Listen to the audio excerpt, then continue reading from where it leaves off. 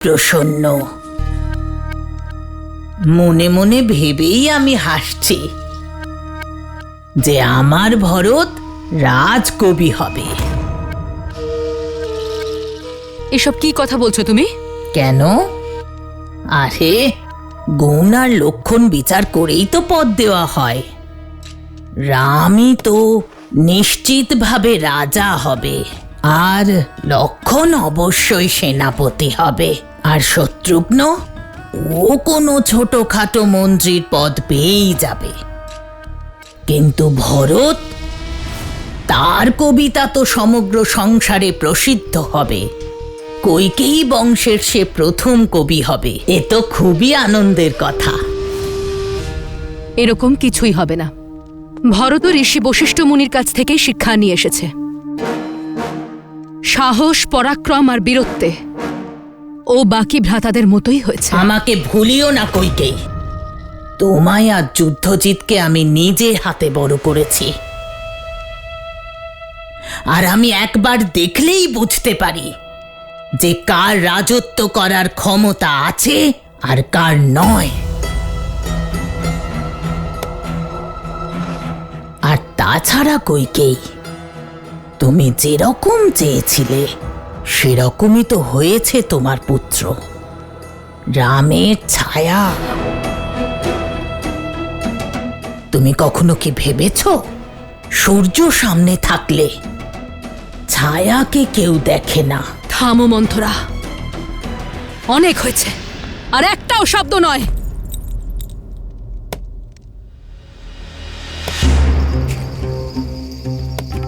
খারাপ লাগছে কইকেয়ী? তুমি তো অযোধ্যার রানী, রামের মা। আমি তো আজও তোমার দাসী মন্থরা, তোমার শুভাকাঙ্ক্ষী। মন্থরা, আর একটাও কথা বলবে না তুমি। বেরিয়ে যাও এখান থেকে, আর একটা কাজ করো, আজ রাত্রে তুমি বাইরেই থেকো। যাও এখান থেকে। আমি চলে যাব কইকেয়ী, আমি তো তোমার দাসী। আমি তো কক্ষের বাইরে থেকেও তোমাকে রক্ষা করব কইকেয়ী। কিন্তু কতদিন? আমার পরে কে তোমায় সামলাবে? সেই পুত্র যে শুধুমাত্র রামের ছায়া, নাকি সেই স্বামী যে রামের দাস? মন্থরা, একটা কথাও বলবে না আর। বেরিয়ে যাও এখান থেকে।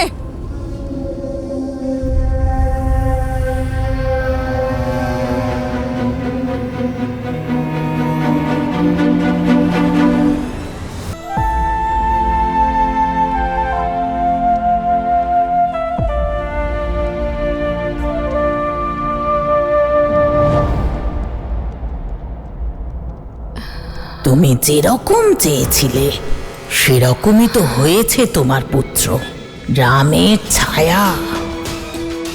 সূর্য সামনে থাকলে ছায়াকে কেউ দেখে না। আমার পরে কে তোমায় সামলাবে? সেই পুত্র যে শুধুমাত্র রামের ছায়া, নাকি সেই স্বামী যে রামের দাস?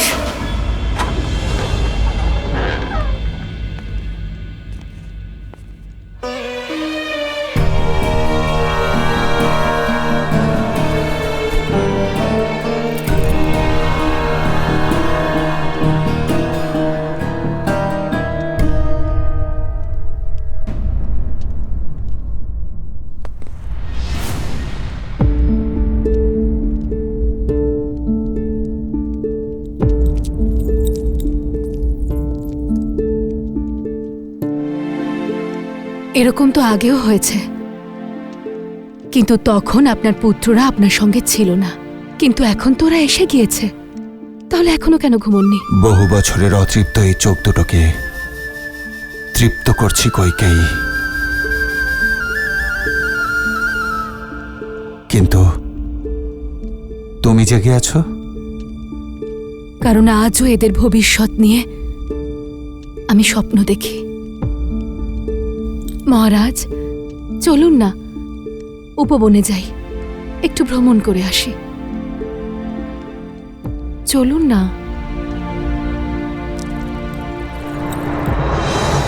না কইকেয়ী, পুত্ররা সবেমাত্র ফিরেছে আর তুমি তাদের থেকে আমায় দূরে করার চেষ্টা করছো।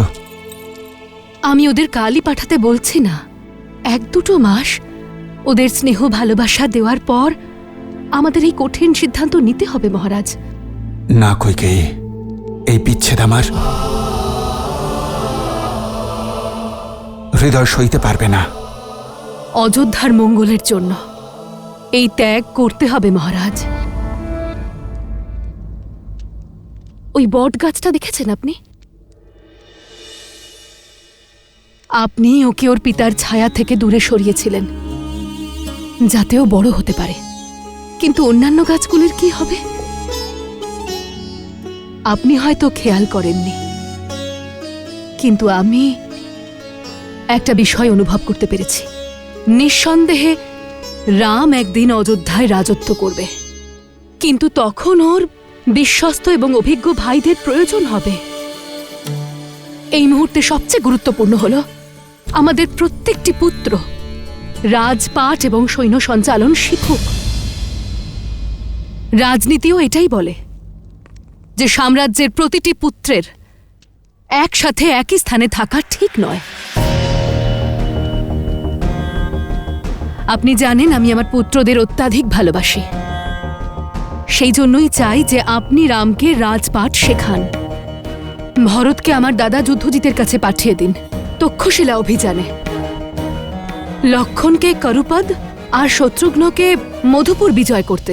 কইকেয়ী, তুমি তোমার পুত্র ভরতের কথা বলো।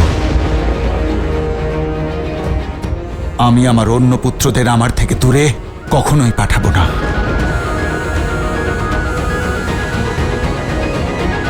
কি বললেন আপনি? শুধুমাত্র আমার পুত্র ভরত? অর্থাৎ ভরত ছাড়া আমি আর কারোর মা নই?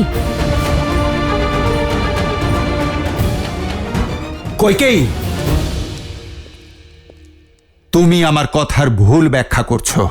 আমি আপনার প্রতিটা শব্দের অর্থ বুঝতে পেরেছি মহারাজ। আপনি শুধু আমার পুত্র ভরতকে কেকয় যাওয়ার অনুমতি দিন, আর যদি ও প্রশ্ন করে তাহলে ওকে বলে দেবেন ওর নিষ্ঠুর মা কইকেই এই আদেশ দিয়েছে। আর হ্যাঁ, দর্পণ দেখানোর জন্য ধন্যবাদ মহারাজ। এটা অনুভব করানোর জন্য যে আমি শুধু ভরতের মা, রামের নয়।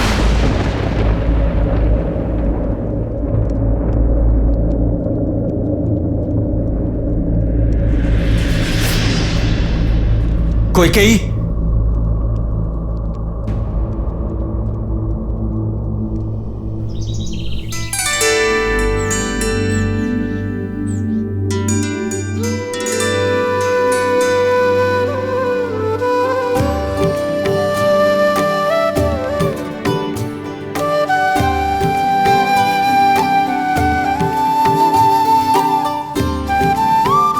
কুমার ভরত, আপনার জন্য একটি সংবাদ আছে।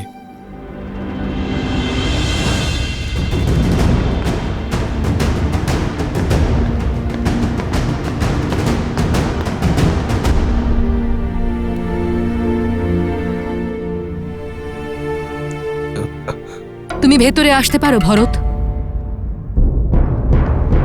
এসব আমি কি শুনছি মা? পিতা আমাকে কেকয় পাঠানোর আদেশ দিয়েছেন। এটা তো খুব ভালো কথা। তোমার দাদু আর মামাকে আমার ভালোবাসা আর প্রণাম জানিও। মা তুমি, পিতা বললেন যে এইসব তোমার ইচ্ছে, তুমি তোমার থেকে আমাকে দূরে করে দিচ্ছ মা।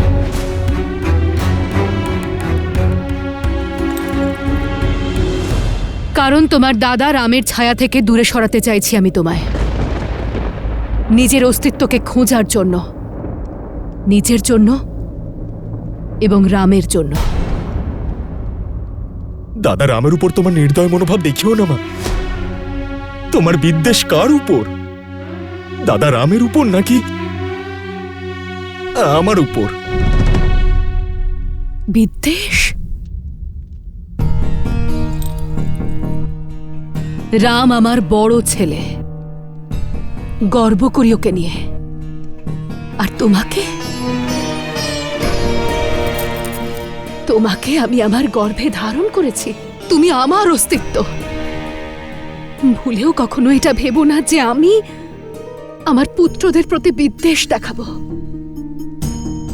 কিন্তু নিজের স্বার্থের জন্য, নিজের ভালোবাসার জন্য তাদের ভবিষ্যৎকে আমি কখনো নষ্ট হতে দিতে পারি না। দেখো একবার নিজেকে ভরত, কেমন হতাশ, অসহায় দেখাচ্ছে তোমায়। আমার দিকে তাকাও, তুমি অযোধ্যাপতি দশরথের পুত্র, অশ্বপতির নাতি, তুমি কৈকেয়ীর ভরত, রামের ভাই তুমি।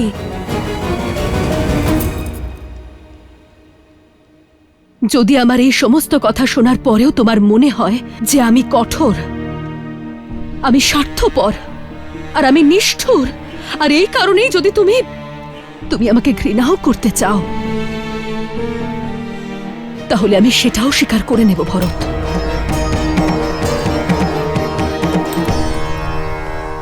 আর যদি তুমি এটা মনে করো যে আমি আমার পুত্র রামকে ঘৃণা করি,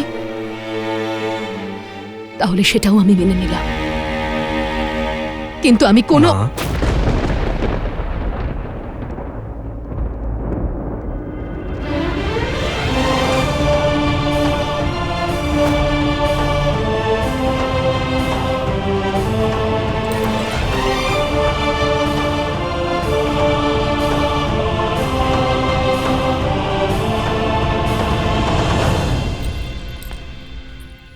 রাম, আমি সে কথা বলতে চাইনি। পুত্র আর মায়ের মধ্যে শব্দের নয়,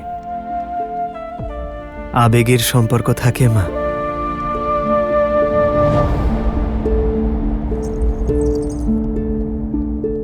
আর এই কথা আমার অবোধ ভরত না বুঝলেও আমি খুব ভালো করে বুঝি।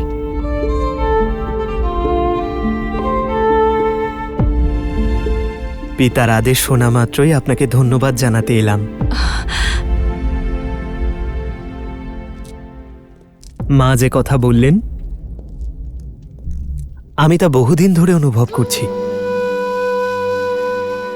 আর তোমার আত্মবিশ্বাস বাড়ানোর অনেক চেষ্টাও করেছি আমি, কিন্তু কখনো সফল হইনি। কেন জানো? কারণ আমি তোমার দাদা, মা নই। নিজের শিশুকে মধুর আবরণে মুড়ে তিক্ত ঔষধি খাওয়ানোর কৌশল আমার জানা নেই ভরত। মা ঠিকই বলছেন ভরত, আমার কেবল একজন শক্তিশালী ভাইয়ের প্রয়োজন নেই, অযোধ্যার একজন দৃঢ় সেনাপতি, একজন প্রশাসকের প্রয়োজন। নিজেই ভাবো ভরত, প্রতিটি কাজে তোমার আমার সহায়তা, আমার পরামর্শের প্রয়োজন পড়ে। কাল যদি আমাকে কোথাও যেতে হয়, অযোধ্যা থেকে অনেক দূরে, রাজ্য থেকে দূরে, তখন কিভাবে সামলাবে অযোধ্যাকে? কিভাবে সামলাবে রাজত্ব আর পরিবারকে? এ কি কেবল মায়েরই ধর্ম যে সন্তানের উজ্জ্বল ভবিষ্যতের জন্য বর্তমানে দুঃখ ভোগ করা? আমাদের কি কোনো কর্তব্য নেই ভরত?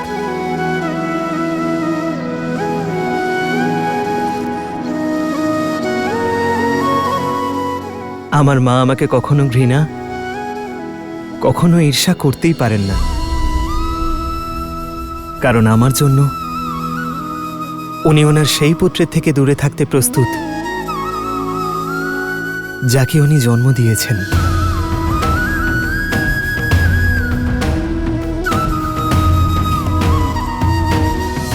মনে রেখো ভরত, পুত্র কুপুত্র হতে পারে, মাতা কুমাতা নয়।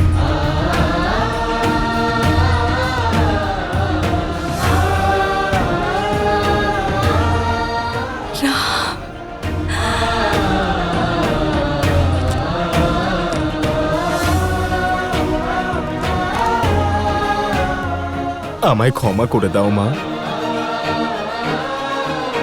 আমি যাওয়ার জন্য প্রস্তুত।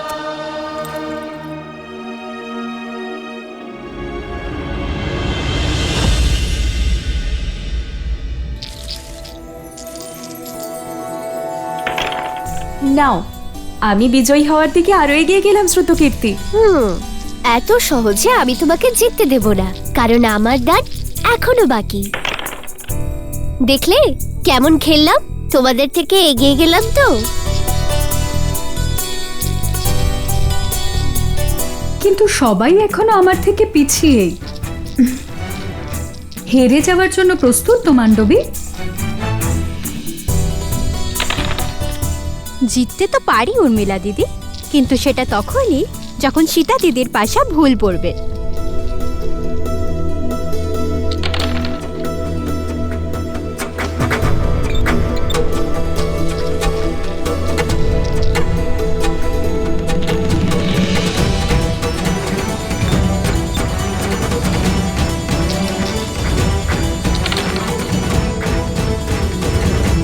ও, আমি হেরে গেলাম আর আমি জিতে গেলাম। দেখেছো তো সীতা দিদি, তুমি ইচ্ছে করে আবার হেরে গেলে।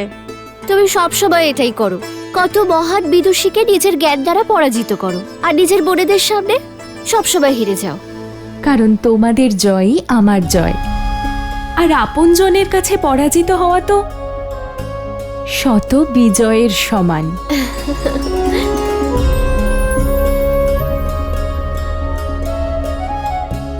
পিতা,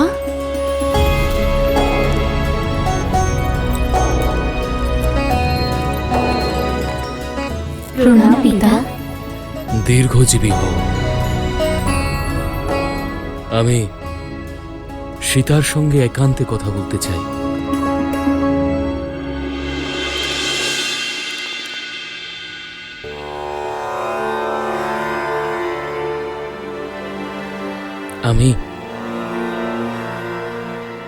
আমি জানি পিতা, আপনি আমাকে কি বলতে চান। নিজের পিতার মনের কথা সর্বদা তুমি কিভাবে বুঝতে পারো মা? যে পিতা প্রতিকূল পরিস্থিতিতেও নিজের কন্যাকে সমস্ত সুখ দিয়েছেন, সেই পিতার মনের অবস্থা তার কন্যা কি করে না বুঝে থাকে? কন্যা প্রাপ্তবয়স্ক হলে প্রত্যেক পিতার মনেই চিন্তা থাকে, আর তার সঙ্গে আপনার মুখে এই চিন্তাও স্পষ্ট যে আপনার কন্যা কি এই বিবাহের জন্য রাজি নাকি নয়। তাহলে এই সমস্যার সমাধান কি মা? যখন সমস্যাই নেই তখন সমাধান কিসের? আমি আপনাকে জিজ্ঞেস করব না যে এক কন্যাকে তার পিতার গৃহ ছেড়ে অন্য গৃহে কেন যেতে হয়, কারণ আমি জানি এক নারীর মধ্যেই সেই শক্তি থাকে যে সে এক সংসার ছেড়ে আর এক অন্য সংসার গড়তে পারে। নিজের সংস্কার, নিজের আদর্শ পরবর্তী প্রজন্মকে দিতে পারে, যা তার পিতা শিখিয়েছেন।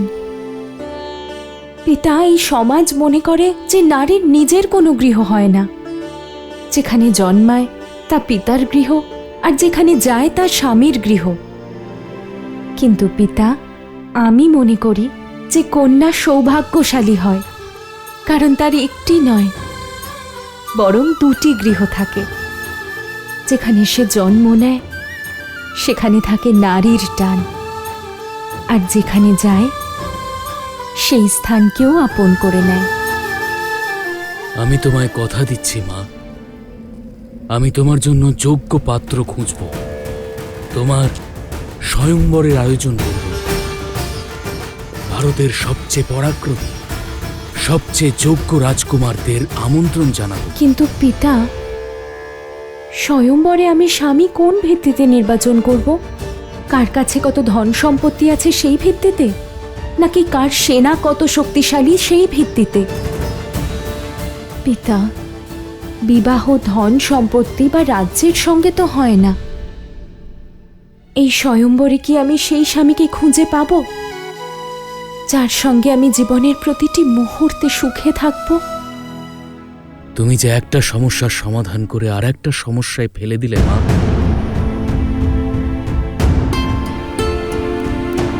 মাতা, গুরুত্বপূর্ণ কিছু হতে চলেছে। পিতা এখনই আপনাকে ডাকছেন।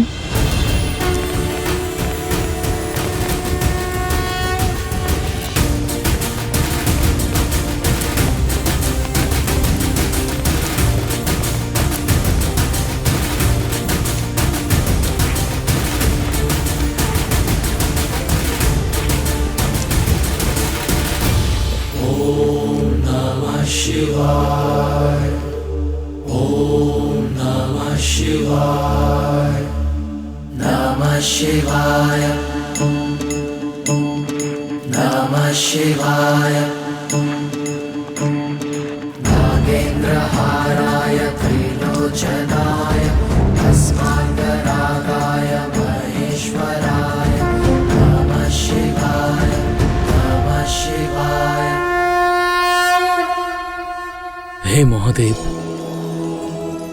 আমার কন্যা সীতার যেমন পাত্র চাই তা কেবল আপনিই দিতে পারেন। এবার আমি বুঝতে পেরেছি 8 বছর বয়সে হঠাৎ সীতার আপনার ধনুক তুলে নেওয়া আমার জন্য সংকেত ছিল যে আপনি সীতার ভবিষ্যতের দায়িত্ব গ্রহণ করবেন। প্রভু, আমি সীতার স্বয়ম্বরের ঘোষণা করতে চাই।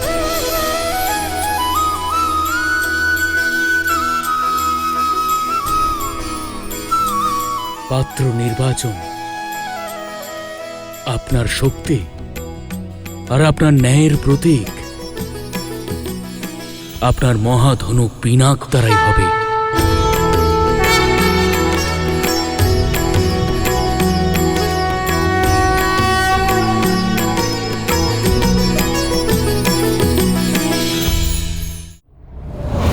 মহারাজ, ঋষি বিশ্বামিত্র এসেছেন। ঋষিবর, ওকে আশীর্বাদ করুন। আমি এখানে দিতে নয়, নিতে এসেছি। আর কি বা দিতে পারি? রাম।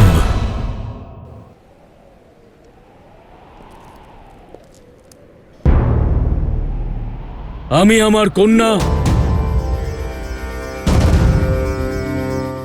সীতার স্বয়ম্বরের ঘোষণা করছি।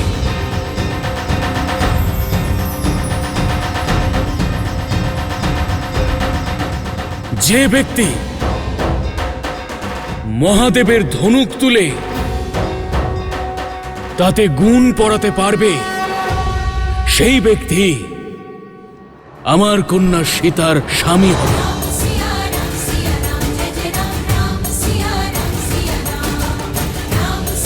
হর হর মহাদেব! হর হর মহাদেব! হর হর মহাদেব! হর হর মহাদেব! হর হর মহাদেব! হর হর মহাদেব! হর হর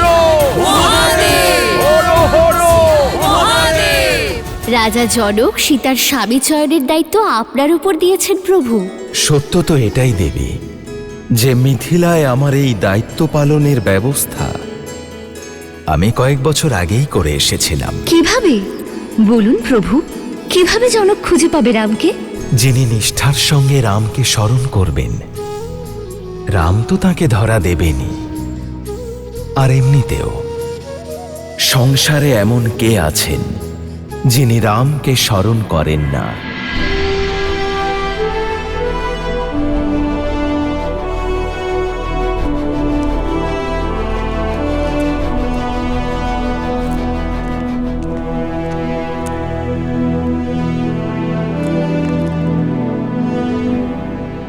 প্রণাম পিতা।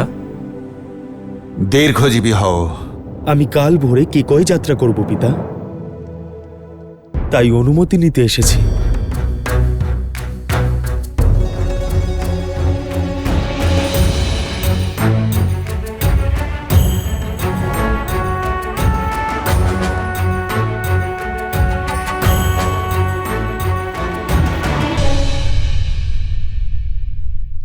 আর শত্রুঘ্ন, তুমি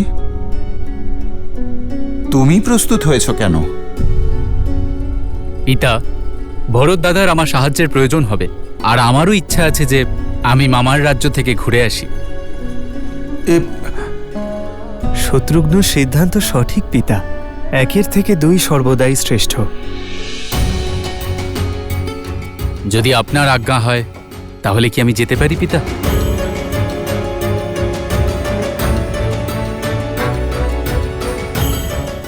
চিন্তা করবেন না পিতা, আমি আছি তো আপনার সঙ্গে।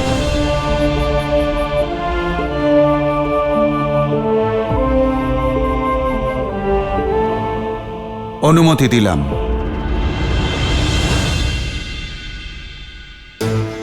তুমি দুজন অন্ধর যষ্টিকে হরণ করেছ।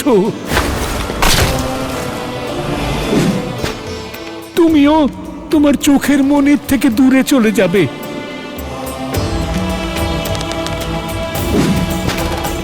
তোমার ধর্মরক্ষক পুত্রকে হারিয়ে যন্ত্রণাবিদ্ধ হয়ে মরবে তুমি।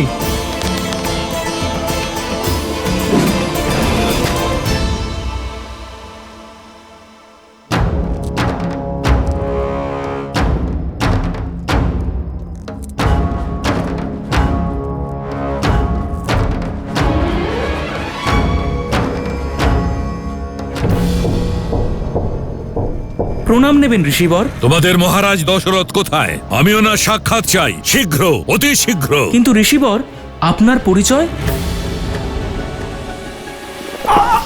আর্য, এত রাতে আপনি এখানে কি করছেন? অভ্যাস, নিজেকে যুদ্ধের জন্য প্রস্তুত রাখার অভ্যাস করছি। জানি আপনার শক্তি আর শৌর্য কখনোই স্তিমিত হবে না। এখন আপনার বয়স হয়েছে, এখন রামের দায়িত্ব। যদি যুদ্ধ করতেই হয় তাহলে সেই যুদ্ধ রামই করবে। সেটাই তো কারণ আমি রামকে ছেড়ে থাকতে পারি না। ভয় হয় যদি ভরত আর শত্রুঘ্নের মতো রাম আবার আমার থেকে দূরে না চলে যায়। মহারাজের জয় হোক। মহারাজ, অসময়ে বিরক্ত করার জন্য ক্ষমা চাইছি। ঋষি বিশ্বামিত্র এসেছেন।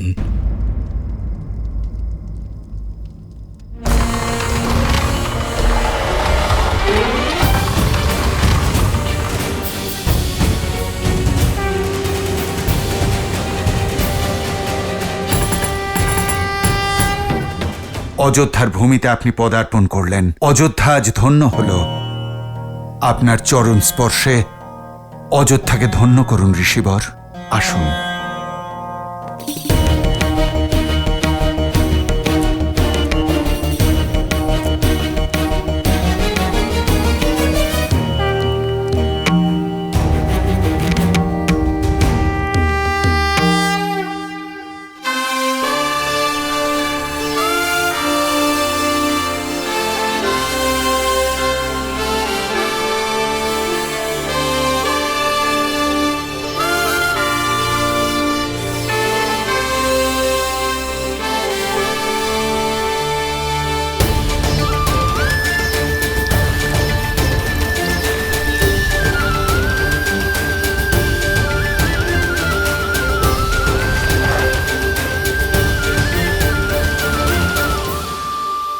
ঋষিবর, আমার পুত্র গুরুকুলের শিক্ষা সম্পন্ন করে ফিরেছে। ওকে আশীর্বাদ করুন। রাজন, কোনো ব্যক্তিকে আশীর্বাদ দেবার পূর্বে সেই ব্যক্তির যোগ্যতা যাচাই করতে হয়। তাছাড়া আমি এখানে দিতে নয়, নিতে এসেছি। আদেশ করুন ঋষিবর। মারীচ আর সুবাহ 2 রাক্ষস নিরন্তর আমার কর্মে বাধা সৃষ্টি করছে। মৃত পশুর রক্ত আর মাংস ফেলে অপবিত্র করছে। এমনটা নয় রাজন যে আমি ওদের সংহার করতে পারবো না, কিন্তু ব্রহ্মর্ষি হবার পর আমি অস্ত্র ত্যাগ করেছি। সেই জন্য সুমন্ত, আমরা এই মুহূর্তে ঋষিবরের আশ্রমের উদ্দেশ্যে রওনা হব। ওই দুই ভয়ঙ্কর রাক্ষসকে আমি নিজে বধ করব। ঋষিবর, আমি শপথ করছি আপনার ইচ্ছা অবশ্যই পূর্ণ হবে। এই তুচ্ছ কারণের জন্য স্বয়ং অযোধ্যাপতির সেখানে যাওয়া উচিত মনে হয় না। আমার না আপনাকে কোনো প্রয়োজন, আর না আপনার সৈন্যদের।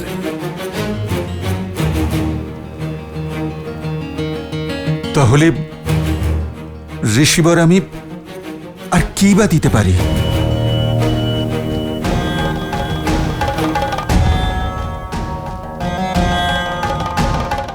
রাম রাম রাম রাম।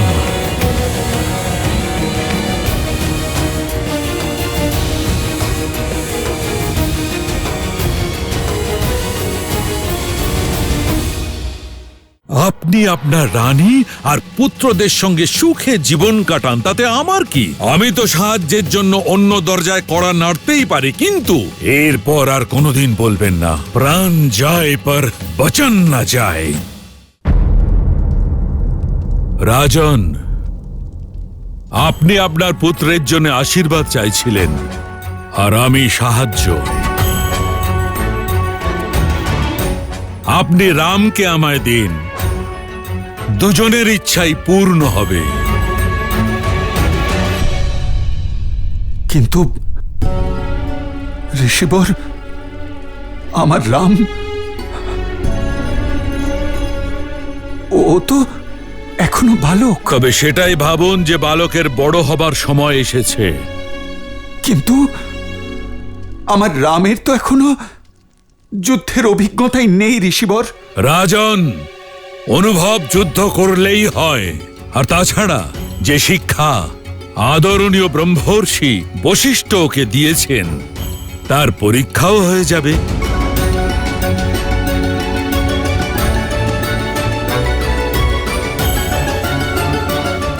তাহলে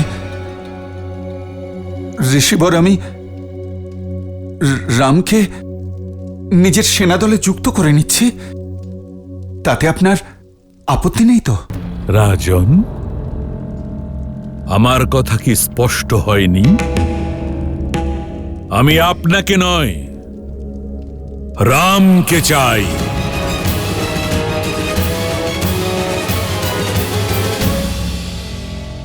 এমন কথা বলবেন না ঋষিবর। আমার রাম তো সবেমাত্র ফিরেছে, ওর বিচ্ছেদ আমি সইতে পারবো না ঋষিবর, আমি সইতে পারবো না। রঘুকুল রীতি সদা চলে আই, প্রাণ যায় পর বচন না যাই। কিন্তু এখন তো মনে হচ্ছে যে আপনি এই শব্দগুলো ভুলে গেছেন। রাজন,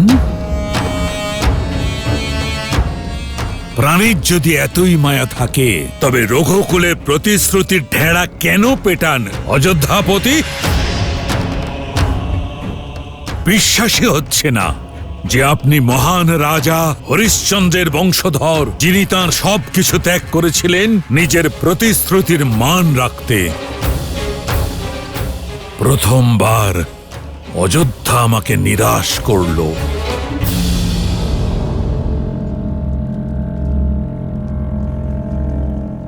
মহারাজ দশরথ, আপনি আপনার রানী আর পুত্রদের সঙ্গে সুখে জীবন কাটান, তাতে আমার কি? আমি তো সাহায্যের জন্য অন্য দরজায় কড়া নাড়তেই পারি, কিন্তু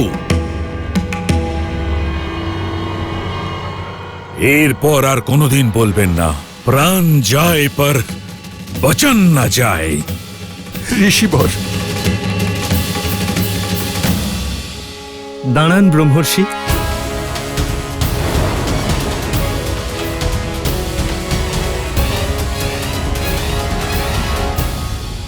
আপনি ধর্মপরায়ণতার অবতার, জ্ঞানের সর্বশ্রেষ্ঠ। আপনি যে কোনো অসুরকে স্বয়ং শাস্তি দিতে সক্ষম, কিন্তু ব্রহ্মত্বের মান রক্ষার্থে আর রঘুকুলের সম্মান বাড়াতে স্বয়ং এসেছেন। আপনার সঙ্গে যেতে পারা আমার সৌভাগ্য। তবে একটি অনুরোধ আছে, প্রাতঃকাল পর্যন্ত অপেক্ষা করুন, অযোধ্যার আতিথ্য গ্রহণ করুন। ঠিক আছে, কাল প্রাতঃকাল পর্যন্ত তোমার হাতে সময় আছে। যখনই কালকে সূর্য উদয় হবে, হয় অযোধ্যার মান উদয় হবে অথবা তার তেজ অস্ত যাবে।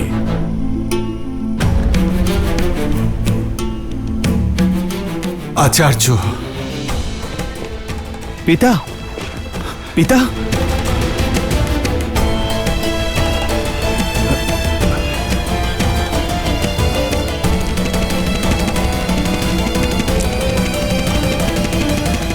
প্রণাম গুরুদেব।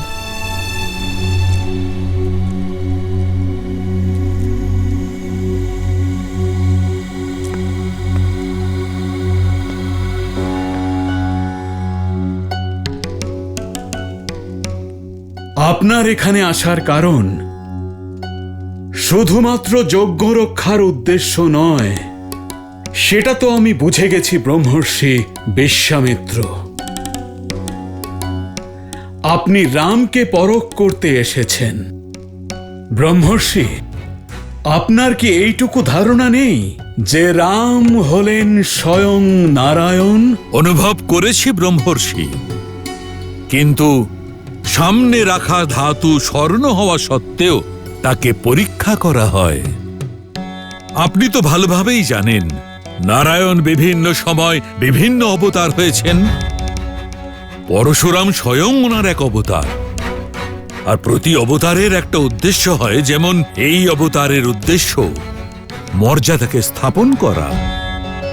কিন্তু রাবণের বিনাশের জন্য রামের যোগ্যতা যাচাই করা আমার কর্তব্য। আর যদি উনি নারায়ণের অবতার হন, ওনাকে ওনার যাত্রার জন্য পথ প্রশস্ত করে দেওয়া আমার ধর্ম। আপনি ক্রোধিত হয়েছেন? ব্রহ্মর্ষি, আমি আপনার ওপর ক্রোধিত নয়, আমি সেটার জন্য ক্রোধিত যেটার জন্য রাজা দশরথ দায়ী। যিনি দেবাসুর সংগ্রামে ভয় পাননি, তিনি হঠাৎ পুত্রকে রাক্ষসের সঙ্গে যুদ্ধ করতে যেতে দিতে ভয় পাচ্ছেন কেন? বলুন গুরুদেব, ওনার এই ভয়ের কারণ কি? ওনার ভয় তুমিই রাম।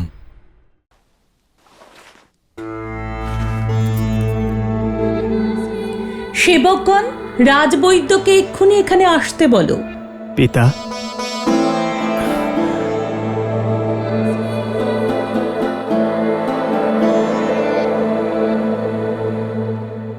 আপনার স্বাস্থ্য সর্বদা কুশল থাকে, তবে আজ হঠাৎ কি হলো? আমি এখন ক্লান্ত, আমার বিশ্রামের প্রয়োজন।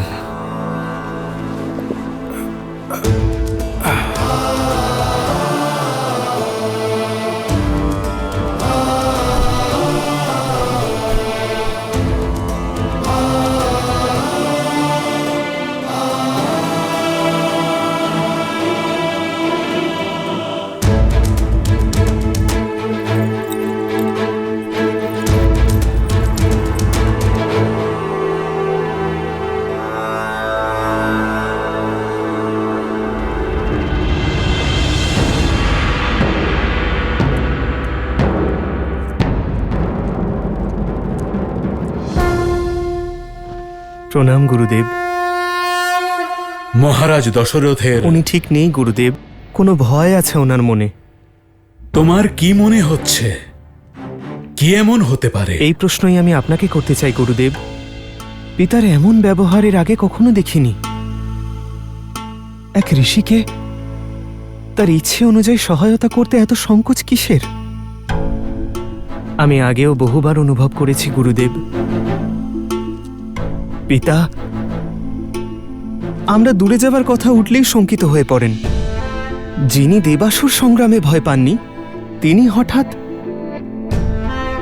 পুত্রকে রাক্ষসের সঙ্গে যুদ্ধ করতে যেতে দিতে ভয় পাচ্ছেন কেন? আপনি তো বাল্যকাল থেকে ওনাকে দেখছেন, ওনাকে শিক্ষা দিয়েছেন।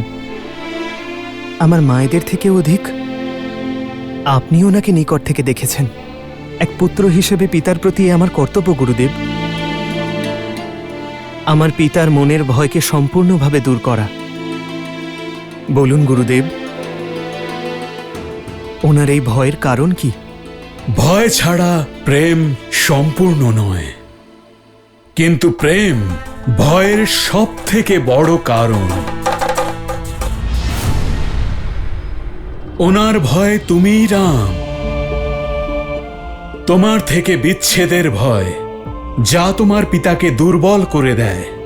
ওনার মোহ রয়েছে নিজের সন্তানদের প্রতি, বিশেষ করে তোমার প্রতি রাম।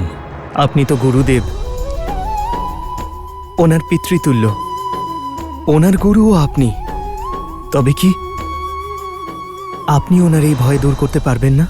কখনো কখনো রোগের কারণই তার ঔষধই হয় রাম। দশরথের রোগ হলে তুমি, আর তার ঔষধিও। ভয়ের একমাত্র ঔষধ ভরসা রাম। এবার দেখতে হবে যে রাম তার পিতাকে সেই ভরসা দিতে পারছে কি না। প্রশ্ন দশরথের ধর্মকে নিয়ে নয়, রামের কর্মকে নিয়ে।